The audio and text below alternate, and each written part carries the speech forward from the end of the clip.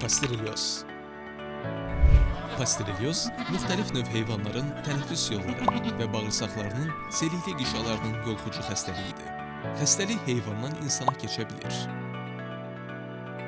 Gedişi ildırımvari, iti, yarım iti və xroniki ola bilər. İldırımvari halda temperatur qəfil 41 dərəcəyə qalxır.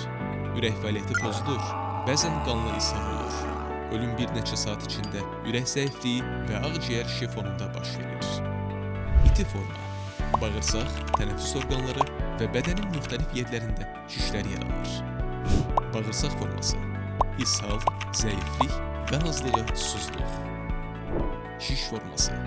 Baş, boyun, döş və ətraflarda iltihabi şişlər. Dilin göyərməsi, çətin nəfəs alma, ağızdan silik ifrazı. Döş forması. Tez və xırıltılı tənəffüs.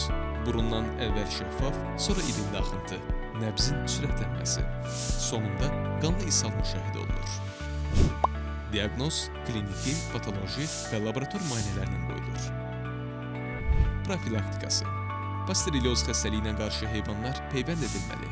Təsərrüfata gələn yeni heyvanlar karantində 30 gün saxlanılmalı. Təsərrüfat xüsusi məhlulla dezinfeksiya olunmalı və baytarlıq sanitariya tədbirlərinə ciddi əməl edilməlidir. Xəstəliklərdən qorunmaq üçün peyvəndləmə xüsusi əhəmiyyət kəsb edir. Müalicəsi.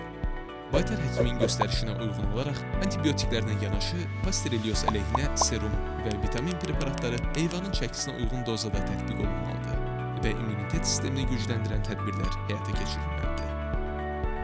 Xəstəliyin əlamətlərini müşahidə etdikdə mütləq ixtisaslı baytar həkimlərinə müraciət edin.